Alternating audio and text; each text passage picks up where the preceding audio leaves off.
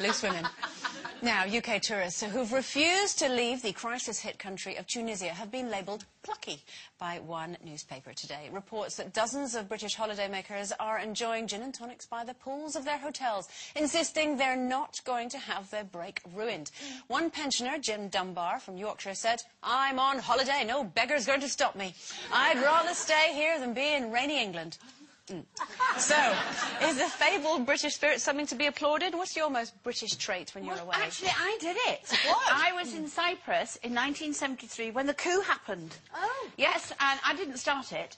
And the thing is, so we were shipped from Famagusta to Limassol, and my cousin lived there, and I was in his flat, and there were machine guns and bombs going off, and I remember saying to my grandma, "Do we have to go because I've got a new bikini?" And I got really... and she went, "Oh, for God's sake!" And I got really uptight because we had to leave this torn, worn country. War-torn. Yes.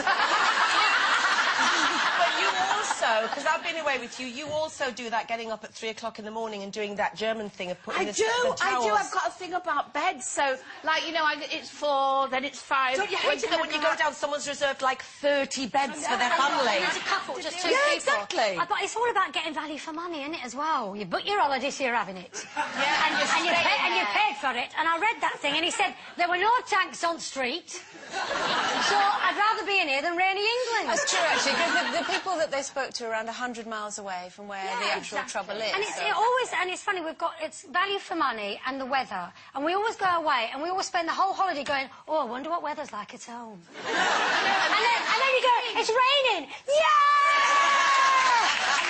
I love it when Peter Kay does that, when he phones home from the holiday and he's going, "Right, what's the weather like?" "It's that fine rain." Right, let's have it.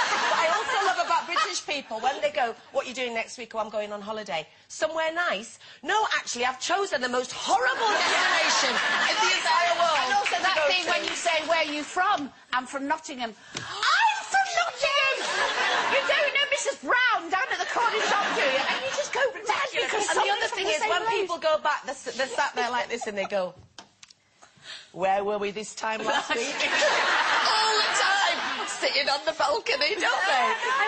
And whenever us Brits see a plane, like we're in England, I always sit there and I always go, I did it the other day, I went, "Oh, I'd give anything to be on that." And Paul went to me, "It's going to Heathrow!" Amazing!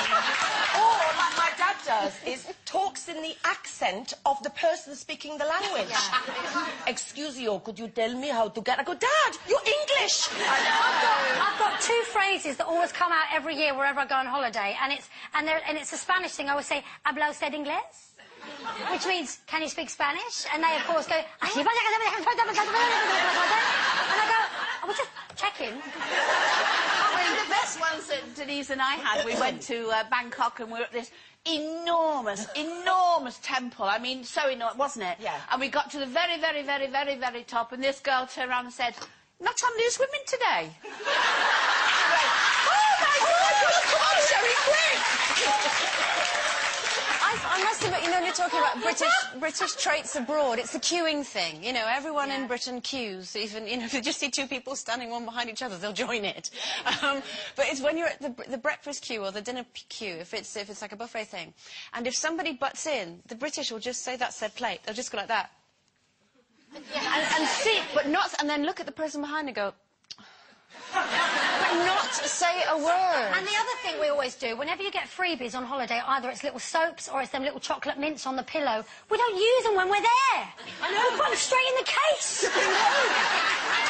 Big old bag of Elizabeth Shaw mints for someone at Christmas, you know.